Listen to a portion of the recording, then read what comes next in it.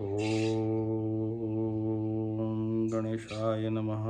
ओम श्री रामाय नमः। ओम श्री कृष्णाय नमः। ओम हनुमन्देवाय नमः। ओम श्री गुरुदेवाय नमः। फिर आज हम लोग श्लोक 28 से फिर चालू करते हैं। स्कंद 1 और अध्याय 15 के श्लोक 28। सूत उवाच एव चिन्तयतो एवं चिन्तयता जिष्णु कृष्णपाद सरोरुहम सुहार्दे नति गाढ़े शांता असीत विमलमति। सूत गोस्वामी ने कहा कि इस प्रकार भगवान के उपदेश जो अत्यधिक घनिष्ठ मित्रता में प्रदान किए गए थे उसके विषय में सोचने तथा उनके चरण कमलों का चिंतन करने में तल्लीन अर्जुन का मन शांत और समस्त भौतिक से कलमश हो गया। तो पिछले बार हम लोग यही चिंतन कर रहे थे कि जो हमारे दुख हैं जीवन में, ज़्यादातर मानसिक दुख, शारीरिक क्लेशों का तो शारीरिक क्लेश भी शांत हो जाते हैं, लेकिन मानसिक जो दुख है, भले ही वो किसी भी प्रकार की वेदना से उत्पन्न हुए हो, वो भगवान के शरण कमलों का निरंतर स्मरण करने से या उनकी लीला आदि में आस्वादन की रुचि उत्पन्न करने से और उसमें लगातार निरंतर कोशिश करते रहने में, उनके चिंतन करते रहने में वो कलमश धुल जाते, जैसे अर्जुन के यहाँ पे धुल गए, है ना।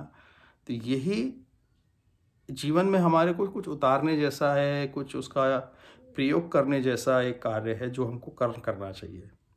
तो ये एक हम लोगों का एक यहाँ पे इसमें एक शिक्षा हमारे लिए छुपी हुई है। और फिर आगे इसमें है कि वासुदेव अघंग्री अनुध्यानम परिबृहंति रहंस भक्त्या निमर्थित अशेष कषाय धीषण अर्जुन। अर्जुन द्वारा भगवान श्री कृष्ण के चरण कमलों का निरंतर स्मरण किए जाने से उनकी भक्ति में तेजी बढ़ गई और जिसके फलस्वरूप उनके विचारों का सारा मैल दूर हो गया।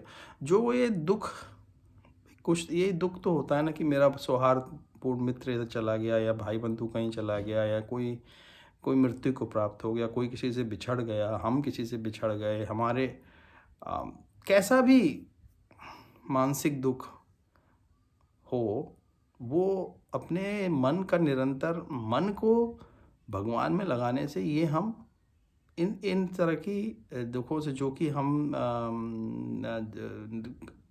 हर किसी के जीवन में ये रहता है, और वो उससे मुक्त हो सकते हैं। और ये प्रयोग करने जैसा है। कहने का मतलब ये है कि ये जब तक कोई व्यक्ति इसका प्रयोग, मतलब जब तक व्यक्ति करेगा नहीं, तब तक उसको इसका अनुभव नहीं होगा कि हम कैसे अपने, क्योंकि ये मन जो है ना बहुत ही इसको बराबर निश्चित तौर से इसके ऊपर विश्लेषण करना और चिंतन करना सामान्य व्यक्ति के बस की बाहर की बात है। ये मन को, हमारा सब कुछ मन से बना हुआ है, हम मन ही हैं सब कुछ, ऐसा बोला गया है ना, ये सारा जगत मन से बना हुआ है। और जितना हम इसको सत्य मानेंगे उतना ही सत्य है ये, और जितना असत्य मानेंगे उतना असत्य हो जाएगा ये। इसीलिए हमने देखा है, बार बार हमने कई ऐसे संतों की भी, अभी के हाल के सदियों में आए संत, जिन्होंने हमने उनके उदाहरण से जाना कि वो कैसे भगवान जैसे श्री कृष्ण, चलो समय हो गया आके तो, लेकिन अभी हाल के ही संतों में ऐसे कई संत हैं जो कि पानी को कुछ और बना देंगे, दूध बना देंगे, दूध को पानी बना देंगे। प्रकृति के साथ वो ऐसे खिलवाड़ करते, कैसे करते हैं वो? क्योंकि वो पूर्णतः अपने स्वयं जो आत्म तत्व है, जो स्वयं हम हैं, उसमें निश्चित रहते हैं। वो, उन्हें निश्चय हो चुका है, उन्हें ये अनुभव हो चुका है कि वो क्या है, और वो अनुभव होने के कारण वो मन के ऊपर पूर्णतः उनका नियंत्रण होने से वो चाहे मन को जिस तरह का अभिव्यक्ति करानी है मन के माध्यम से जगत में करा देते हैं वो। तो जैसे भगवान करते थे, भगवान श्री कृष्ण करते थे। तो मन जो है ना, मन को ही लगाना है बस लगातार। भगवान के उसमें स्थान ध्यान में। गीतम भगवताम ज्ञाम यत यत संग्राम मूर्धनि काल कर्म तमरुद्धम पुनः अध्यगमत प्रभु। भगवान की लीलाओं का कार्यकलापों के कारण तथा उनकी अनुपस्थिति में ऐसा लगा कि अर्जुन भगवान द्वारा दिए गए उपदेशों को भूल गया हो, लेकिन वास्तव में बात ऐसी ना थी और वह पुनः अपनी इंद्रियों का स्वामी बन गया।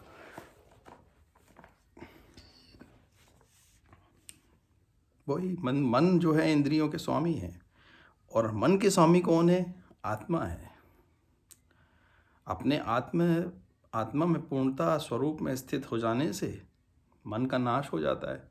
मन के नाश हो जाने से हम पुनः अपने स्वस्थ स्वयं प्रकाशित चैतन्य जो है हम लोग उस पर स्थित हो जाते हैं, और वही अवस्था होने से वही हमारी सत्य अवस्था है, पूर्ण अवस्था है। वो अवस्था प्राप्त होने के बाद कोई और अवस्था प्राप्त होने का बाकी नहीं रहती।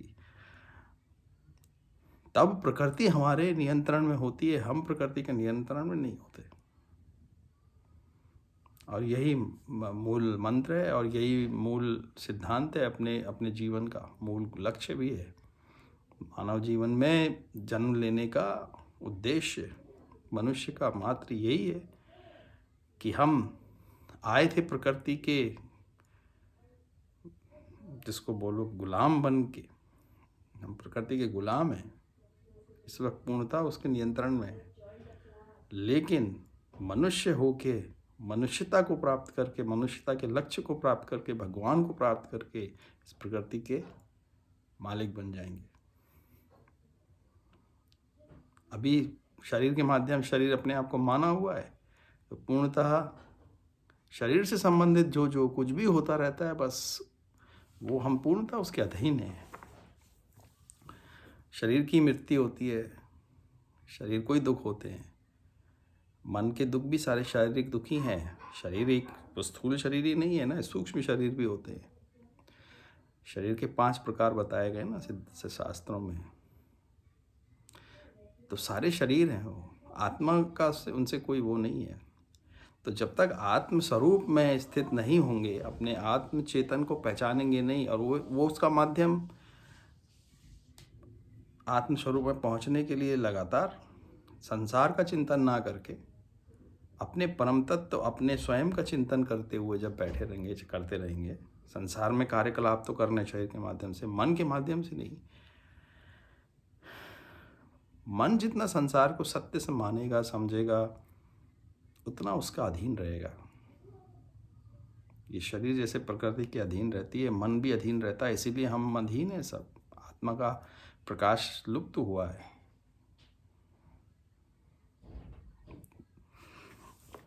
यही हम लोगों को प्रयास करना है, प्रयोग करते रहना है इसमें।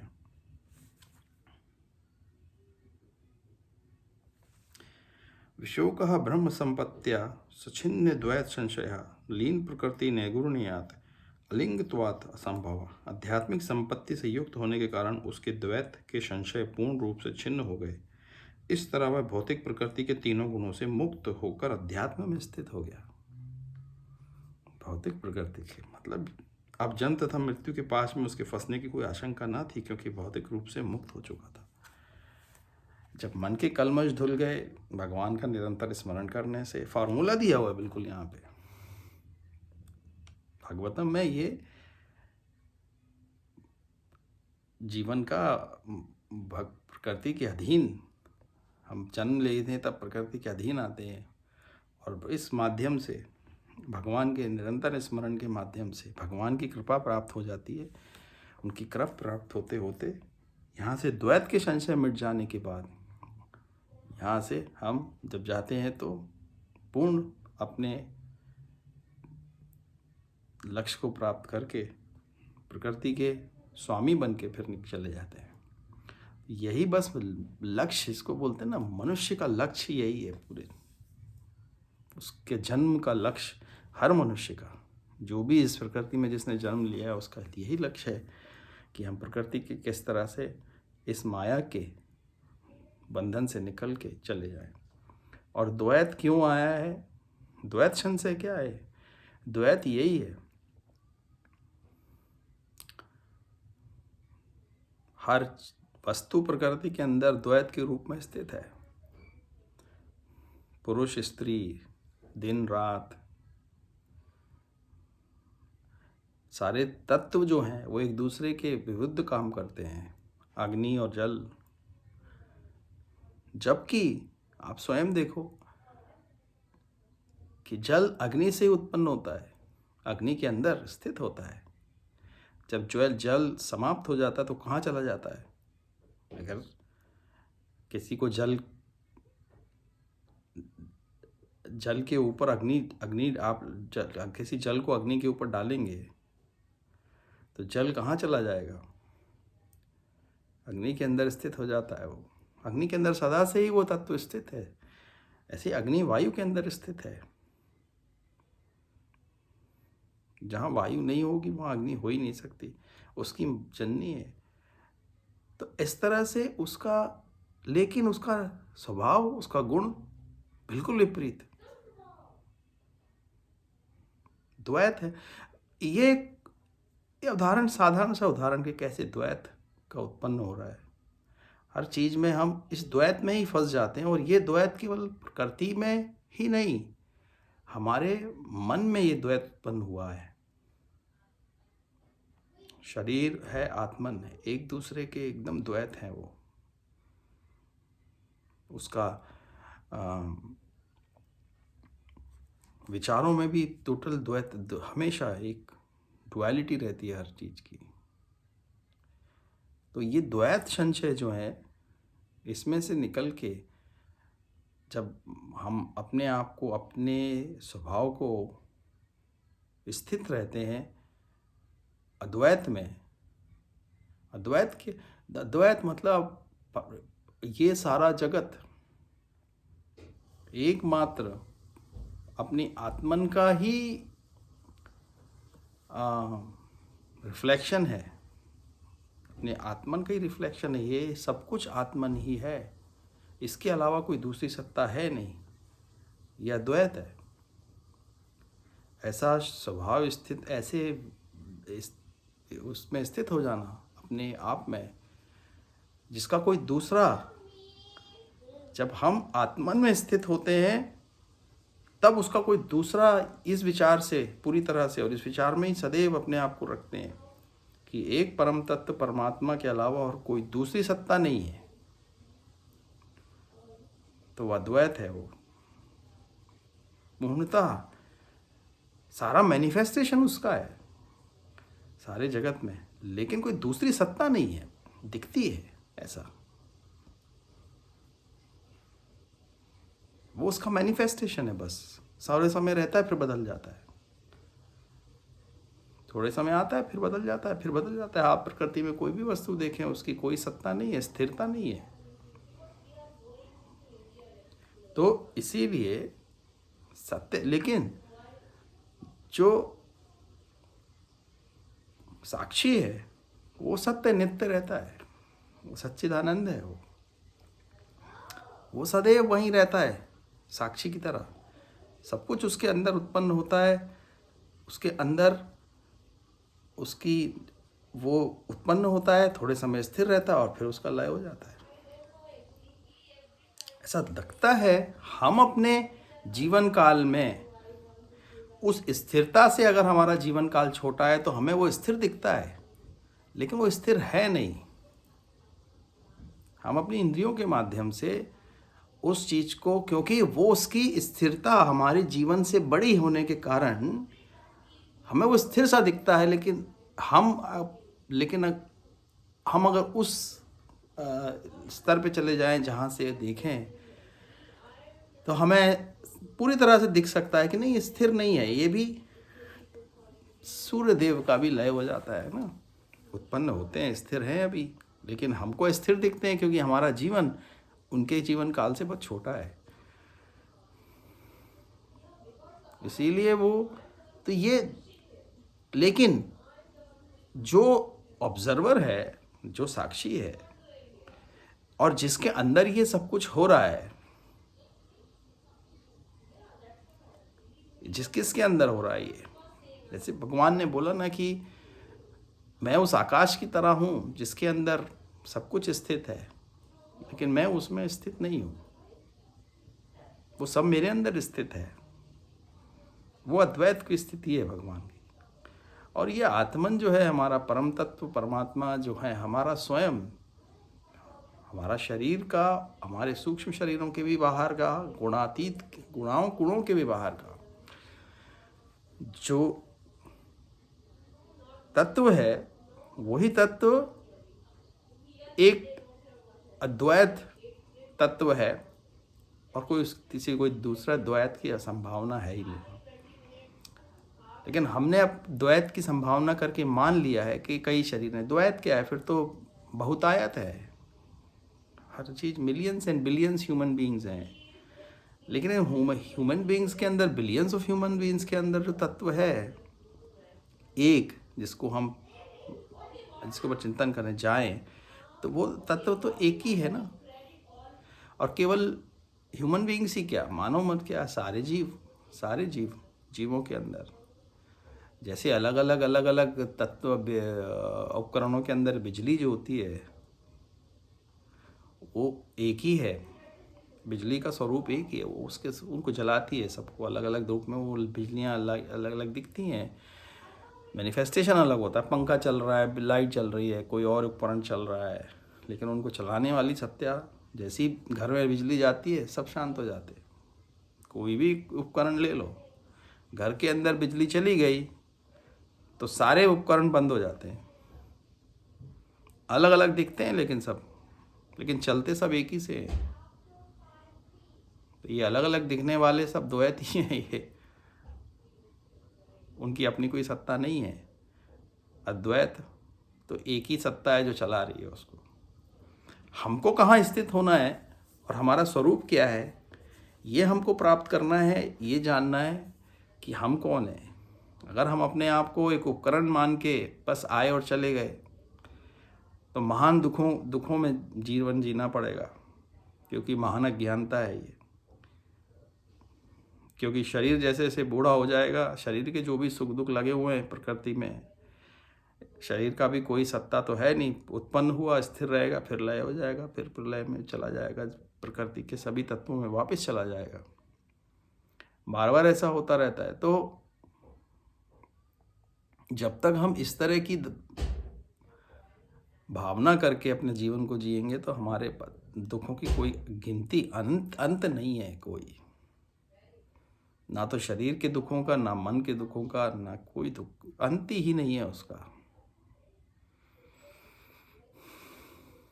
द्वैत में जीवन जीने का यही सबसे बड़ा उसका एक, और कई जन्म लेते हुए, कई अलग अलग जीवों में जन्म लेते हुए बस यही चल रहा है। और यही हम लोग की का हिस्ट्री है।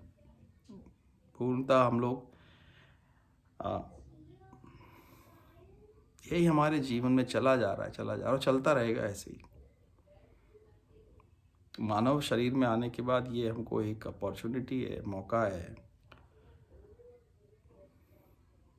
भक्ति करने का। और दूसरे जीवों में भी लोग भक्ति जीव करते हैं, ऐसे हैं उदाहरण।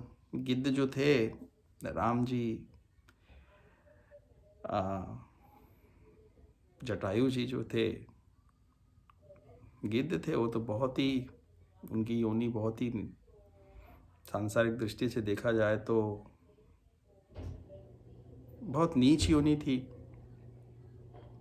लेकिन उनने भगवान का कृपा प्राप्त की, है ना।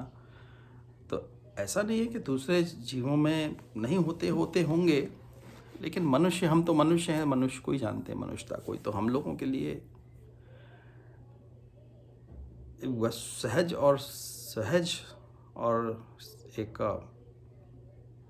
अपॉर्चुनिटी, मौका है हम लोगों के लिए कि हम इस अवस्था को प्राप्त कर सकें, जिसमें यहाँ बताया गया है कि कैसे अब जन्म और मृत्यु के पास से वो मुक्त हो गया, द्वैत संशय से मुक्त हो गया। द्वैत संशय से मुक्त होना है तो अपने आत्मचिंतन करना ही पड़ेगा। आत्मचिंतन करना परमात्मा का ही चिंतन है एक प्रकार से, दूसरा तरीका है वो।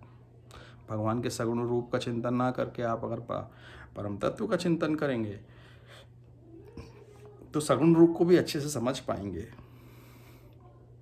शुरुआत में तो ज़्यादातर सभी अपनी आध्यात्मिक यात्रा में ज़्यादातर सब अद्वैत में ही करते हैं, क्योंकि अद्वैत में उस अवस्था तक आने में आसानी होती है जहाँ हम अपने विवेक की शुद्धि होती है और हम जब विचारों से मुक्त होके शांतचित्त होके अपने स्वरूप में स्थित होके बैठे रहेंगे तो आत्मन का जो तत्व है उसकी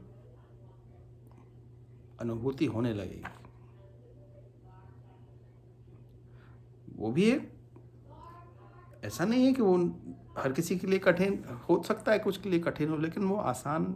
मैं किसी व्यक्ति को बोलूं कि आप भगवान का दो अगर तरह से ध्यान करने की विधि में बोलें कि आप ब्रह्म चिंतन में लीन होके भगवान को का अपना स्वयं का चिंतन करो और भगवान के सगुण रूप को धारण करके भगवान का चिंतन करो, तो ज़्यादातर लोगों के लिए आपको क्या लगता है कौन सा चिंतन आसान होगा? सगुण रूप का चिंतन ऐसा लगता है आसान होगा, लेकिन उसको स्थिर रखना पाना बहुत कठिन होता है। लेकिन अभ्यास से निर्गुण का चिंतन बड़ी जल्दी में पकड़ में भी आता है, लेकिन उसमें जल्दी से सगुण में आने की एक प्रैक्टिस मिलती है। लेकिन सगुण का चिंतन अगर ऐसा लगता है, लेकिन स्थिर रखने की कोशिश करना जरूरी है, क्योंकि जब तक सगुण का चिंतन स्थिर नहीं होगा तो सगुण के चिंतन में हम आते हैं, पहले निर्गुण के चिंतन में अनुभव को चालू करते हैं, थोड़े समय अपने अंदर के जितनी भी वृत्तियां हैं, चित्त की वृत्तियां हैं, उनको शांत कर लेते हैं, क्योंकि चित्त की वृत्तियां शांत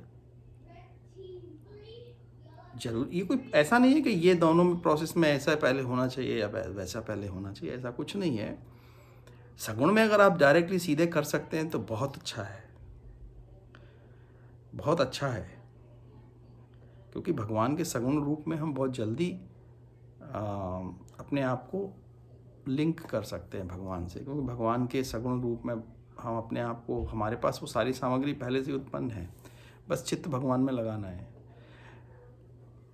लेकिन कई लोग ऐसे होते हैं जो निर्गुण में ही चिंतन करते हैं, तो कोई वो नहीं है कि उनको भी सिद्धियां आती हैं, फिर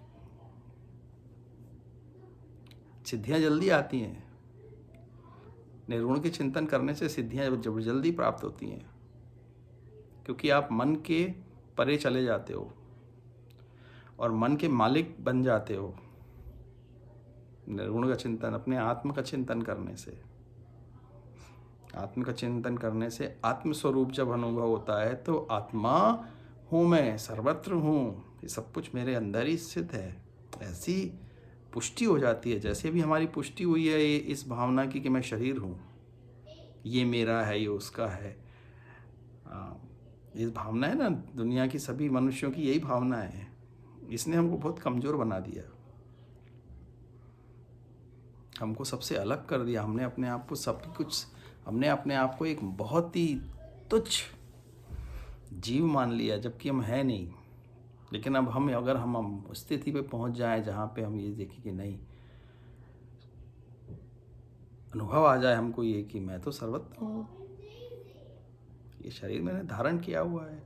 पूर्वजन्म में देख सकेंगे कि मैंने कौन कौन से शरीर धारण किए हुए थे, आगे आने वाले जन्मों में कौन से कर लूँगा, दूसरों के भी देख सकेंगे, सिद्ध पुरुष देख पाते हैं। तब हम वो जो अवस्था है उसमें स्थित हो, सिद्धियाँ आती हैं, सिद्धियाँ रहती हैं।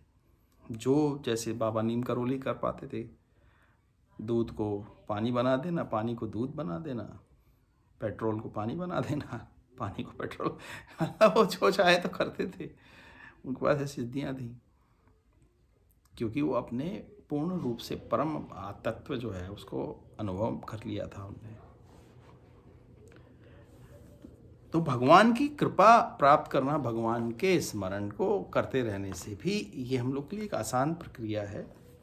ये करते रहने से हम वही अवस्था को प्राप्त कर लेंगे जो निर्गुण अवस्था, जो ब्रह्म के चिंतन को करते करते शुरुआत में योगी करते हैं और कई उसके बाद फिर सगुण में आ जाते हैं, फिर भगवान का स्वरूप का चिंतन करते हुए भगवान की सेवा करते हैं। उनको पता होता है कि मैं एक आत्मन हूँ, लेकिन फिर भी वो इस अवस्था ये नहीं मानते कि मैं और परमात्मा में कोई भेद नहीं है। अपने परम तत्व का अनुभव करने के बाद भी एक परम सत्ता, एक परम परमाणु, परम अणु और परम तत्व जो हमारी आत्मा का भी परमात्मा है, क्योंकि वो भी एक अपने आप में एक स्तर है कि जहाँ पे फिर भेद ही नहीं रह जाता। तो भक्ति में क्या है, उस भेद को एक थोड़ा रखते हैं बहुत महात्मा लोग भक्ति में रखते हैं कि अपने आप को भगवान के, जैसे हनुमान जी हैं, भगवान के दास की तरह अपने आप को सेवा में भगवान की रखते हैं। ऐसा नहीं है कि हनुमान जी को परम तत्व का परम अपने स्वयं परम तत्व का अनुभव नहीं है, लेकिन भगवान श्री राम कौन है, उनको ये मालूम है कि ये मेरे परम तत्व के भी पिता हैं। तो वो उनके चाहें तो वो उनको सायुज्य मुक्ति प्राप्त हो सकती है ना, सारूप्य मुक्ति। सारूप्य मुक्ति में भगवान के रूप में हम पूरी तरह से लीन हो जाते हैं। हमारे और भगवान के फिर अवस्था में कोई, तो भक्ति मार्ग के बहुत सारे लोग यही मानते हैं कि हमें वैसी मुक्ति नहीं चाहिए, क्योंकि फिर हम भगवान की सेवा नहीं कर सकते। हम अगर भगवान के स्वरूप को प्राप्त कर लेंगे तो हम फिर भगवान की सेवा कहाँ, तो वो अपने उस अवस्था को नारकीय मानते हैं। उनके लिए वो बहुत घृणित अवस्था है, मुक्ति है। तो नहीं, हमें वैसी मुक्ति नहीं चाहिए। हमें यहाँ तक की मुक्ति चाहिए ही नहीं, क्योंकि हम सदैव भगवान के नित्य संगी साखी परिकर बन के उनकी सेवा में रहते रहना चाहते हैं। तो ऐसा नहीं है कि उनको सारूप्य मुक्ति प्राप्त हो नहीं सकती, लेकिन वो सायुज्य सामीप्य मुक्ति में रहते हैं, कि उनके समीप रहते हैं तो भी मोक्ष में रहते हैं, क्योंकि भगवान उनकी कृपा प्राप्त करके कृपा उनको रहती है प्राप्त। तो ये तो एक बार जो उस अवस्था में आ जाते हैं, उनकी इच्छा के अनुसार उनको मुक्ति जैसी चाहिए भगवान दे देते हैं।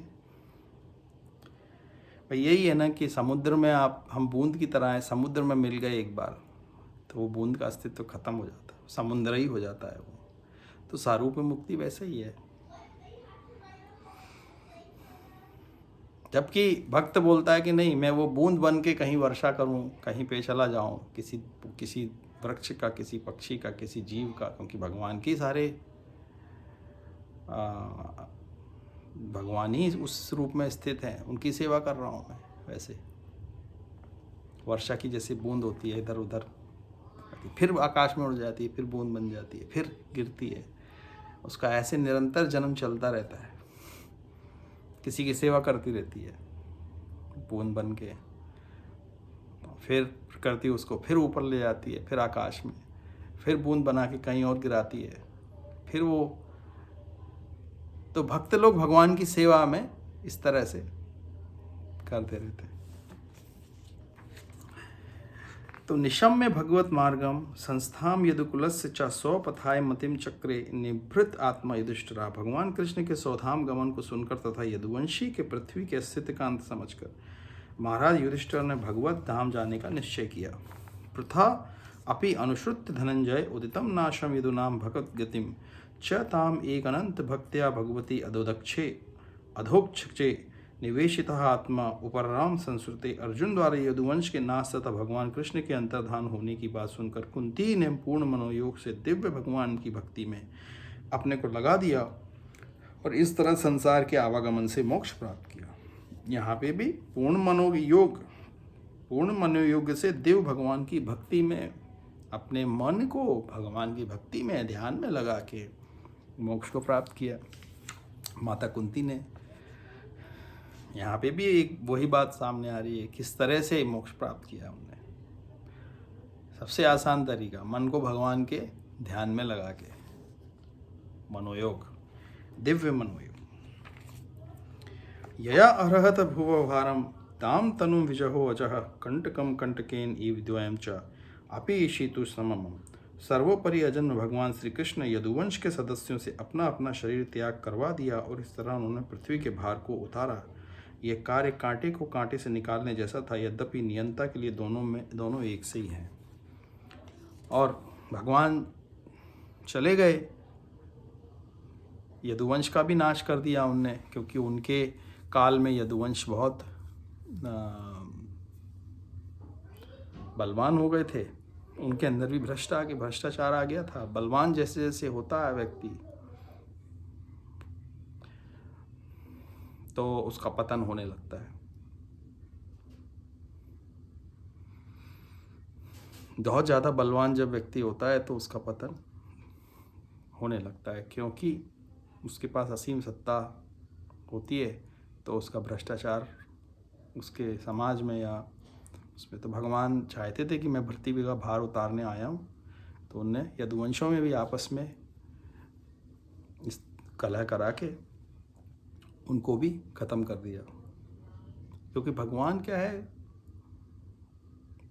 भगवान के लिए सभी कुछ समान है। कहने के लिए वो यदुवंश में जन्म हुआ उनका, भगवान का तो कोई जन्म नहीं होता, भगवान का कोई वंश नहीं होता। भगवान के लिए कोई किसी से ना, वो उनके लिए द्वेष राग कोई अवस्था ही नहीं है। उनका जो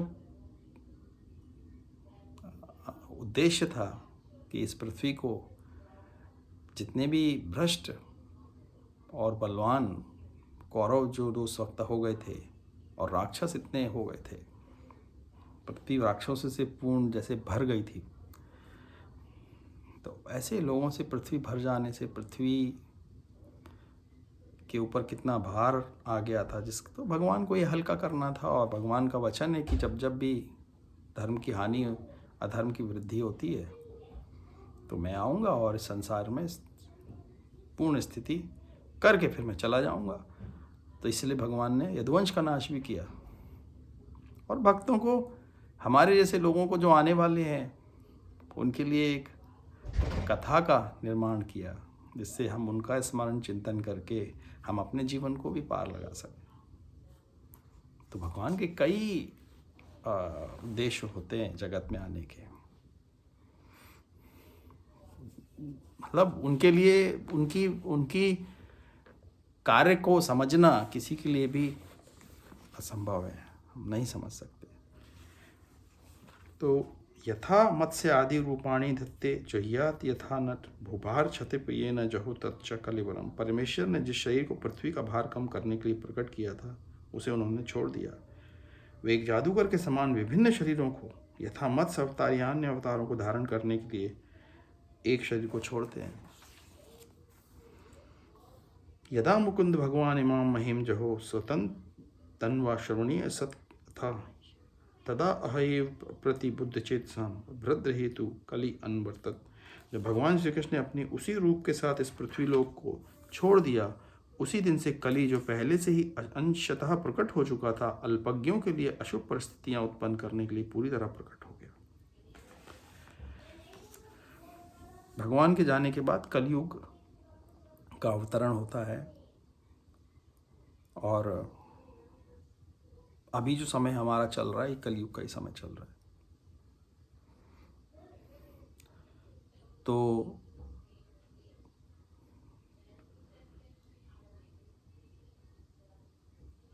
फिर इसमें आगे है युधिष्ठिर तत्परि सर्पणम बुध पुरे च राष्ट्रे च गृहे तथा आत्मनि विभव्य लोभ अनर्थ जिह्वा हिंसा आदिन अधर्म चक्रम गमनाय पर यथार्थ।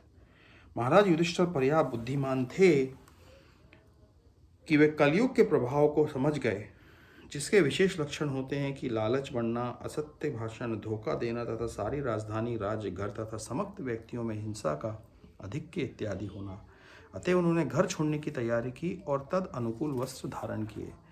तो महाराज युधिष्ठिर ने ये निश्चय कर लिया था कि अब भगवान जब इस जगत में नहीं है तो हमको यहाँ रहने का अब कोई औचित्य नहीं है हमारे लिए भी। भाई ये जो है ये साधारण मनुष्य नहीं है, ये सब देवताओं के अंश थे जो भगवान के उस लीला को पूर्ण करने के लिए अवतरित हुए थे। जैसे हनुमान जी आते हैं, जामवंत जी आते हैं, मतलब भगवान के अवतार जब आते हैं भगवान तो उनके परिकर भी पहले आ जाते हैं, भगवान के जाने के बाद वो भी चले जाते हैं। भगवान की एक तरह से लीला, एक नाट्य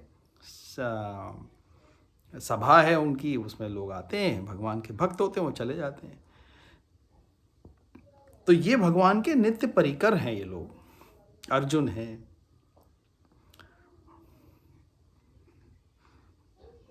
है ना, भगवान के नित्य परिकर हैं ये, भगवान की लीला में शामिल होते हैं और भगवान के साथ आते हैं, उनकी लीला को करते चले जाते हैं। तो उन्होंने भी यही विचार किया कि अब हमारा समय पूर्ण हो गया। और हमको मालूम है भागवतम में, महाभारत में भी है कि युधिष्ठिर जी जो हैं वो धर्मराज के अवतार हैं, है ना, देवता हैं, वो भी देव हैं। स्वराट पौत्रम विनीनियम आत्मनः सुममम गुणयतो निव्या पतिम भूमि अभिषिंचित गजावहे। तत्पश्चात उन्होंने हस्तिनापुर की राजधानी में उन्होंने एक पौत्र को सिंहासन आरूढ़ किया और समुद्र से घिरी सारी भूमि के स्वामी तथा सम्राट के रूप में प्रशिक्षित तथा उन्हीं के समान सुयोग्य था। तो जो परीक्षित महाराज हैं उनको वो सब कुछ साम्राज्य देकर लोगों को उनके अधीन उनकी संरक्षण में अपने राज्य को और अपनी राज्य की जनों को स्थित करके वो चले गए। और जब परीक्षित युधिष्ठिर जी गए तो उनके साथ साथ सारे पांडव जितने थे उनके भाई लोग वो भी चले गए।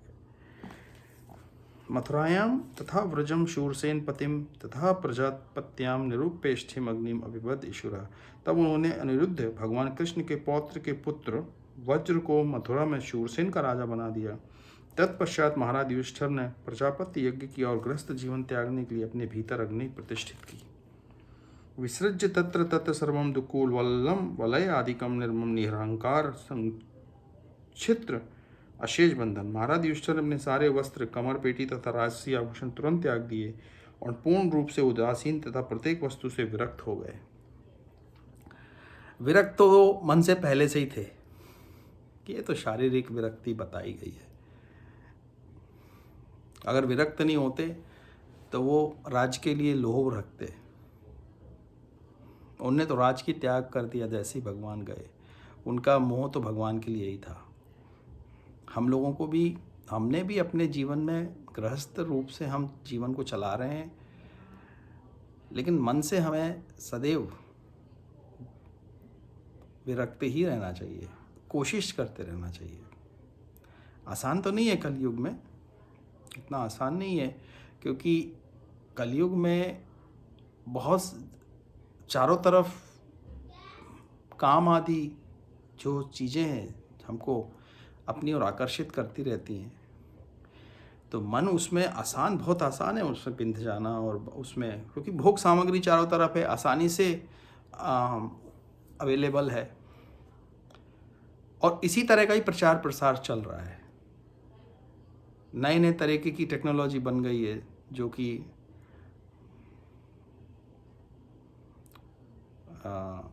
ज़्यादा से ज़्यादा भोग को बढ़ाने की,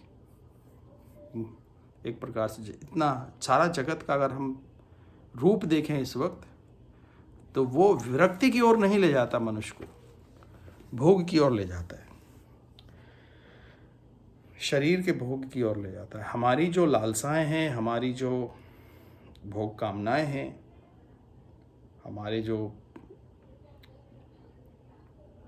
और उन सबको बहुत पृथ्वी को स्वर्ग बनाने का प्रयास चल रहा है। क्यों? स्वर्ग में क्या होता है? भोग होता है। देवता लोग क्या होता है? भोग करते हैं। तो हम भोग की वृत्ति की वृद्धि कर रहे हैं और कुछ नहीं है ये। उससे हमारा उद्देश्य पूर्ण नहीं होगा, हमारे जीवन का उद्देश्य पूर्ण नहीं होगा। भोग की वृद्धि करके हमारा पतन हो जाएगा। हमको स्वर्ग की प्राप्ति भी नहीं होगी।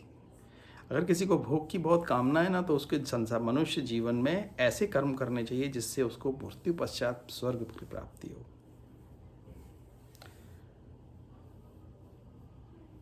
भोग ही अगर जिनको करना है तो उनके लिए ये युक्ति यहाँ पे भोग करने की युक्ति नहीं है, क्योंकि ये शरीर हमारा भोग के लायक बना नहीं है। ज़्यादा दवा खाना खा लेंगे तो ज़्यादा भोजन तो पच नहीं पाएगा, और जो पच नहीं पाएगा तो डायबिटीज़ हो जाएगी।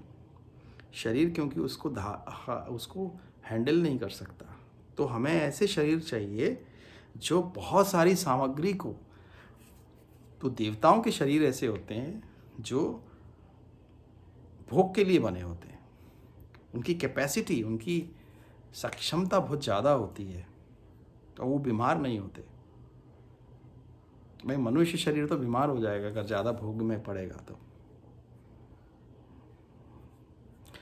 ये पृथ्वी पर, लेकिन अभी जो चल रहा है, मुहिम चल रही है, जो इस तरह का पूरा एक बन गया है, वो सिर्फ उस चीज़ की वृद्धि करने की तरफ बना है। लेकिन अब जो है सो है, वो हमने अपने अभी, और हमने शायद इस वक्त इसीलिए जन्म लिया होगा क्योंकि हमारी कहीं ना कहीं भोग वृत्ति रही होगी। हमने ऐसी इस काल में जन्म नहीं ले लिया। हमारा इस काल में जन्म हुआ है, या जिन भी जीवों का यहाँ जन्म होगा, ऐसे ही जीवों का ज़्यादा जन्म होगा जो कि भोग वृत्ति वाले हैं। लेकिन भगवान की कृपा होने से हम इस चीज़ को समझ के यहाँ से अपने मन को विरक्त करके भगवान में लगा के हम कम से कम समय में उस उद्देश्य को प्राप्त कर सकते हैं जो सतयुग त्रेता युग में भी आसान नहीं है मनुष्यों के लिए। तो कलयुग में ये एक फास्ट ट्रैक प्रोसेस भी है, इसलिए कलयुग में भगवान के बहुत सारे भक्त जन्म लेना चाहते हैं मुक्ति प्राप्त करने के लिए। तो ये कोई बुरा काल नहीं है, बुरा काल है उनके लिए जो भोग वृत्ति वाले हैं, जिनको बहुत भोग करना है, उनके लिए ये महान दुखों का कारण हो सकता है। लेकिन जिनको वो भगवान को प्राप्त करना है, मोक्ष प्राप्त करना है, उनके लिए ये अच्छी अपॉर्चुनिटी भी है। ऐसा शास्त्रों में ही लिखा हुआ है, ऐसा भागवतम में भी लिखा हुआ आगे आएगा। वाचम जुहाव मनसी तत्प्राणे इतरे च तम मृत्यो अपानम स उत्सर्गम तम पंचत्वे ही अजोहवीत। तब उन्होंने अपनी सारी इंद्रियों को मन को जीवन में, जीवन को प्राण में, अपने पूर्ण अस्तित्व को 5 तत्वों के शरीर में तथा अपने शरीर को मृत्यु में समाहित कर दिया। तत्पश्चात शुद्ध आत्मा के रूप में वे देहात्म बुद्धि से मुक्त हो गए। त्रित्वे हुत्वा च पंचत्वं तच्च एकत्वे जुहोत मुनि सर्वम आत्मनि अजुवीत ब्रह्मणि आत्मनाम अव्ययी। इस प्रकार उन्होंने पंचतमय स्थूल शरीर को विनष्ट करके प्रकृति के तीनों गुणों को मिलाकर उसे अज्ञानता में मिला दिया, और तब उस अज्ञानता को आत्मा या ब्रह्म में विलीन कर दिया जो सर्वदा अक्षय है। चीरवासा निराहारः बद्धवाक् मुक्त मूर्धजा दर्शयन् आत्मनः रूपम जड़ उत्मत्त पिशाचवत् अन्वेक्षमाण निर्गात अश्रवण बधिर यथा। तत्पश्चात महाराज युधिष्ठिर ने फटे वस्त्र पहन लिए, ठोस आहार लेना बंद कर दिया, और वे जानकर गूंगे बन गए और बालों को खोल दिया। इन सबके मिले जुले रूप में वे एक उजड्ड तथा वृत्ति विहीन पागल की तरह दिखने लगे। वे किसी वस्तु के लिए अपने भाइयों पर आश्रित नहीं रहे, वे बहरे मनुष्य की तरह कुछ भी ना सुनने लगे। उदीचीम प्रविवेश आशाम गत पूर्वम महात्मभि हृदय ब्रह्म परम ध्यायत न अवर्तेत यतः गतः।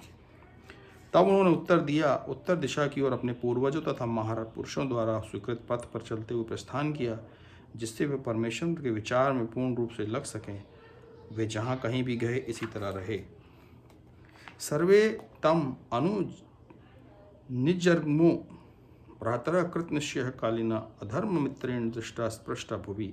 महाराज युधिष्ठिर के छोटे भाइयों ने देखा कि कलयुग का पहले से ही संसार भर में पदार्पण हो चुका है और राज्य के नागरिक पहले से ही अधर्म तो प्रभावित हैं। अतएव उन्होंने अपने बड़े भाई के चरण चिन्हों का अनुगमन करने का निश्चय किया। ते साधुकृत सर्वार्थः ज्ञात्वा अंत्यतिकम आत्मना मनसाधार्याम आसु वैकुंठ चरणम भुजम। उन्होंने धर्म के सारे नियम संपन्न कर लिए थे। अतएव उनका यह निश्चय ठीक ही था कि भगवान श्री कृष्ण के चरण कमलों का ही सबों के चरम लक्ष्य हैं। अतएव उन्होंने बिना व्यवधान के उनके चरणों का ध्यान किया। तत्ध्यान उत्तृत्या भक्त्या विशुद्ध धिष्णः परे तस्मिन् नारायण पदे एकांतमतया गतिम अवापु दुर्वापाम ते असद्भि विषयात्मनि धूत कल्मषः स्थानं वर्जयन् आत्मना एव हि। इस प्रकार भक्ति भाव से निरंतर स्मरण करने से उत्पन्न भक्तिमयी शुद्ध चेतना के द्वारा उन्होंने आदि नारायण भगवान कृष्ण द्वारा अधिशासित वैकुंठ लोक प्राप्त किया। ये वैकुंठ लोक केवल उन्हें प्राप्त होता है जो अविचल भाव से एक परमेश्वर का ध्यान करते हैं। भगवान श्री कृष्ण का ये धाम गोलोक वृंदावन कहलाता है और ये उन व्यक्तियों को प्राप्त नहीं होता जो जीवन की भौतिक अवधारणा में लीन रहते हैं, लेकिन समस्त भौतिक कल्मश से पूर्ण रूप से शुद्ध होने के कारण पांडवों ने इसी शरीर में उस धाम में प्रवेश किया। विदुर अपि परित्यज्य प्रभासे देह आत्मना कृष्ण आवेशेन तत् चित्त पितृभि स्वयं ययो। तीर्थाटन के लिए गए हुए विदुर ने प्रभास में अपना शरीर त्याग दिया। चूंकि वे भगवान कृष्ण के विचार में मग्न रहते थे, अतएव उनका स्वागत पितृलोक के निवासियों ने किया, जहां वे अपने मूल पद पर लौट गए। द्रौपदी च तदा अज्ञाय पतिनाम अनपेक्षताम वासुदेवे भगवती ही एक अंतमति आप्तम। द्रौपदी ने भी देखा कि उनके पतिगण उनकी परवाह किए बिना घर छोड़ रहे हैं। वे भगवान वासुदेव कृष्ण को भलीभांति जानती थी। अतएव वे तथा सुभद्रा दोनों भगवान श्री कृष्ण के ध्यान में लीन हुई और अपने अपने पतियों की सी ही गति प्राप्त की। यह श्रद्धया एतद् भगवत प्रियाणाम पांडवसुतानाम इति संप्रयाणाम शृणोति अलम स्वस्थेन पवित्रम लब्ध्वा हरो भक्तिम उपेति सिद्धिम। पांडु पुत्रों द्वारा जीवन के परम लक्ष्य भगवत धाम के लिए प्रस्थान का यह विषय अत्यंत शुभ तथा परम पवित्र है। अतएव जो भी इस कथा को भक्ति भावपूर्ण सुनता है वह जीवन की परम सिद्धि भगवत भक्ति का निश्चय ही प्राप्त कर लेता है। इस तरह श्री भागवत के प्रथम स्कंद के 15वें अध्याय पूर्ण हुए। तो यहाँ पे पांडव लोग जा चुके हैं। उनका जगत भगवान के जाने के बाद उनने भी अपना देह को त्याग करके भगवत धाम को प्राप्त कर लिया। उनकी पत्नियों ने भी इसी तरह उनकी अनुसरण करते हुए भगवान के धाम को प्राप्त किया। और ये अध्याय से हमें पूर्णतः भागवत के माध्यम से ये पता चल जाता है कि भगवत धाम को प्राप्त करने की क्या युक्ति है।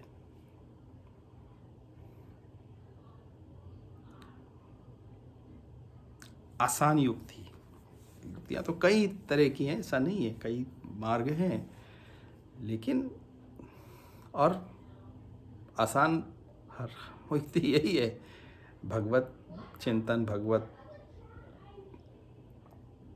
स्मरण, भगवान का निरंतर, भले उनकी कथा के माध्यम से नवदा भक्ति जैसी बताई गई है, नवदा भक्ति के माध्यम से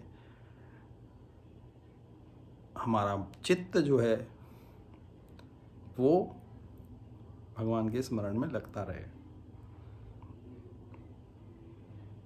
ये करने के लिए जैसे बोलते तो हैं हम लोग कि भगवान का स्मरण करना चाहिए, लेकिन ये वो ऐसी अवस्था नहीं कि एकदम से आ जाती है। इसमें थोड़ा सा समय लगता है। और ऐसा इसीलिए ही होता है क्योंकि हमारी जो महत्वाकांक्षाएं हैं या इच्छाएं हैं, महत्वाकांक्षाएं तो बहुत बड़ा, इच्छाओं की भी बहुत बहुत ज़्यादा इच्छाएं हैं कुछ, तो महत्वाकांक्षाएं इच्छाएं हो जाएंगी, लेकिन छोटी छोटी इच्छाएं भी जो हैं वही हमारा सबसे बड़ा दुखों की कारण है। हमें ये शरीर को प्राप्त कराने का कारण भी इच्छाएं ही है। मैं इसलिए हम लोग इस पे चिंतन करना चाहते हैं क्योंकि ये करने के लिए कि क्यों कठिन है स्मरण करना। स्मरण का मतलब ये है कि मन की ऐसी अवस्था को प्राप्त करना जहाँ मन के लिए कोई कार्य ना बाकी रहे, मन के लिए कोई कार्य बाकी ना रहे। मन अगर हम देखें तो सदैव कुछ ना कुछ कार्य में लगा रहता है। कार्य का मतलब कुछ ना कुछ विचार करता रहता है। और अगर हम देखें उसके पीछे जाके तो किन वस्तुओं का विचार करता है वो, रैंडम नहीं होती ज़्यादातर टाइम, कई बार तो रैंडम होती हैं, लेकिन ज़्यादातर टाइम वो ऐसी चीज़ों की युक्तियां लगाता रहता है जो इच्छाएं उसको पीछे से, जो हमारी इच्छाएं हैं ना, जो हम पाना चाहते हैं, वो इच्छाएं मन को विवश करती है उस इच्छाओं की प्राप्ति के लिए युक्तियां बनाना या उस संभव बनाना उस अवस्था को, उस स्थिति को। इच्छाएं इसीलिए भगवान बुद्ध ने जैसे बोला ना कि desires are the root cause of suffering. बिल्कुल तर्कपूर्ण युक्तिपूर्ण बात है वो उनकी, कि जो मनुष्य के अंदर जो इच्छाएं हैं, अब कई तरह की इच्छाएं अलग अलग हो सकती हैं और इच्छाओं को एकदम से उनको ख़त्म करना भी आसान काम नहीं है किसी साधारण मनुष्य के लिए। और हमारे इस समय में रहने वाले जो हम कभी कोई जब तक कुछ नहीं करते ऐसे मनुष्य के लिए कोई आसान काम नहीं है कि इच्छाओं की पूर्णतः त्याग कर देना। क्योंकि अगर किसी ने इच्छाओं का त्याग कर दिया तो उसको फास्ट ट्रैक पे तो वैसे ही आ जाता है वो भगवत भक्ति के लिए, क्योंकि मन स्वतः ही अपने सोर्स में जाने लगेगा। फिर मन का अपना कोई अस्तित्व ऐसा सच नहीं है, अज्ञानता से बन गया है, अज्ञानता से सब मन का निर्माण हो गया है। इच्छाओं ने मन को मन क्या है? मन एक दर्पण है जिसके अंदर इच्छाएं वो हो रही हैं, प्रतिबिंबित हो रही हैं, और वो जीव उसको अनुभव करने की कोशिश कर रहा है। इसलिए इच्छाओं शांति प्राप्त करनी है तो इच्छाओं का त्याग, तो जो यहाँ पे उनने बताया विरक्ति जिसको बोली उनने, तो सारी इच्छाओं का त्याग ही विरक्ति है। अतृप्ति जो इच्छा हो, जो भी रह गई हो बाकी, बस छोड़ देना उनको। ये नहीं सोचना है कि अरे नहीं हुई, मेरे को पूरी करनी है, कैसे होगा, मेरे को शांति नहीं मिलेगी जब तक मैं ये कार्य कर नहीं लूँगा, ये चाहे मेरी इच्छा पूरी नहीं हो जाएगी। भले वो कुछ भी हो, छोटी इच्छा हो या बड़ी इच्छा हो, छोटी बड़ी इच्छा कुछ नहीं होती, इच्छा इच्छा ही होती है। और वो इच्छाएं अगर रह जाएं मैनिफेस्ट होने हुए बिना, मृत्यु से पहले मृत्यु हो गई और वो इच्छाएं रह गई, तो मन जो है उस जीव उसको वैसी अवस्था में लेके जाएगा जहां पे वो अपनी इच्छाओं की पूर्ति कर सके। तो भगवत चिंतन में अगर हम आ जाते हैं और हमारे से नहीं हो रहा है तो हमें थोड़ा थोड़ा तृप्ति की ओर आना पड़ेगा, जहां हम अपने आप को ये महसूस करें, अपने अंदर ये अनुभव करें कि मैं तृप्त हूँ, मुझे और कोई आवश्यकता नहीं है किसी और वस्तु की। इसका ये मतलब नहीं कि जीवन समाप्त हो जाएगा, जीवन समाप्त नहीं, जीवन तो अब यहाँ से स्टार्ट होगा। जीवन तो अभी हम जी ही नहीं रहे, हमको ऐसा लगता है कि हमारी इच्छाएं हैं इसलिए हम जीवन जी रहे हैं। उन इच्छाओं की पूर्ति को हम उसको यही एक विडंबना है प्रकृति के अंदर। जो कुछ हमें सब कुछ जो कुछ उल्टा होता है बड़ा सीधा दिखता है। अज्ञान हमको ज्ञान दिखाई देता है और ज्ञान अज्ञान दिखाई देता है, बिल्कुल उल्टा हो जाता है। अगर हम मनुष्य शरीर में अपने आप को शरीर समझ लेते हैं तो जितना कुछ उल्टा है वो सब सीधा दिखने लगता है। लगता नहीं यही सही है, इच्छाएं भी होंगी तो मैं कैसे जीवन जीऊंगा, अरे मनुष्य हूँ, इच्छा तो होनी चाहिए। अरे आप बोल रहे हो इच्छा खत्म कर दो तो फिर हम जीवेंगे कैसे? जब ये तो अनुभव करने वाली बात है।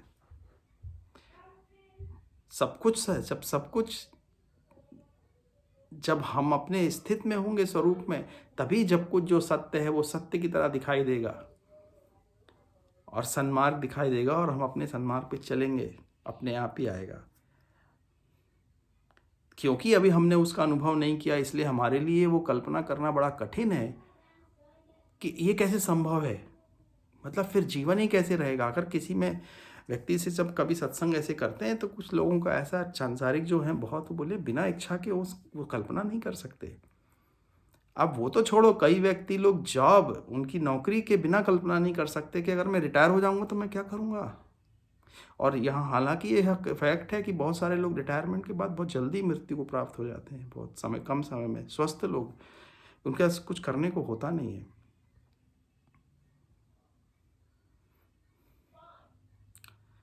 तो क्यों ऐसा होता है? क्योंकि कभी हमने अपने मन को इच्छाओं से रहित किया ही नहीं, अपने आप को महत्वाकांक्षाओं से रहित नहीं किया।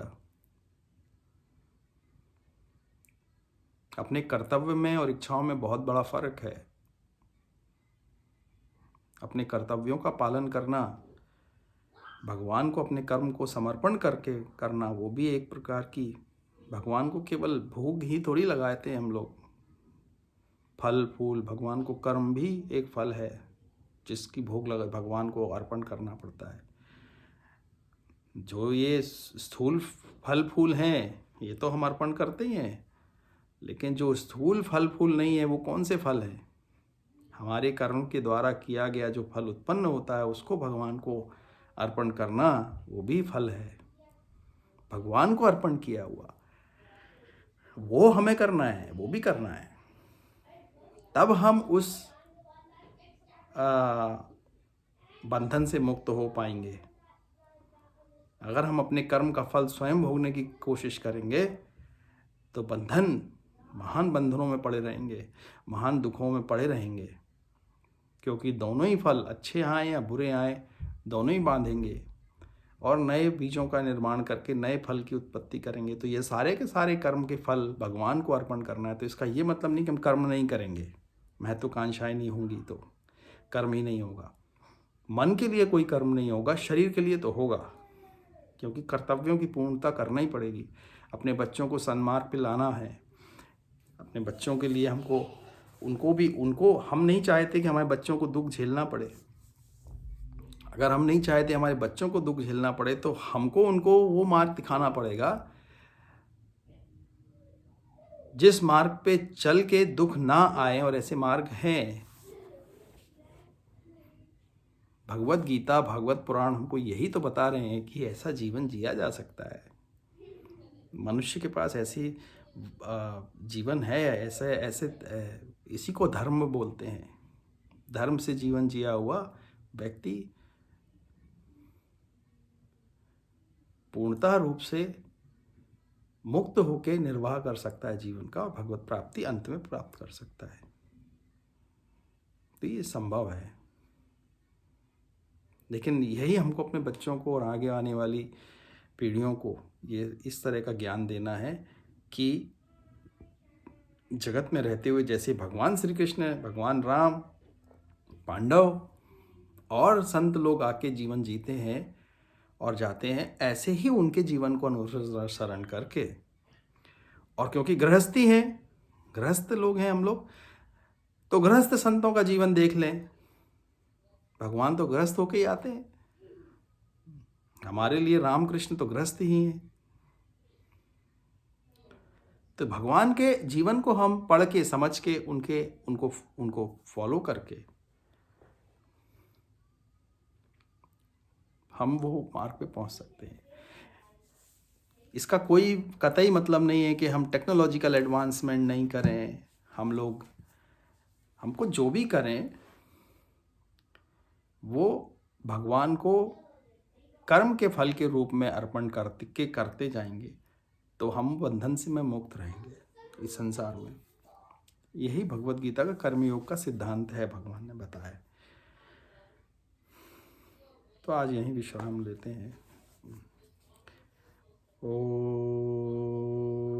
नमो भगवते वासुदेवाय नमः।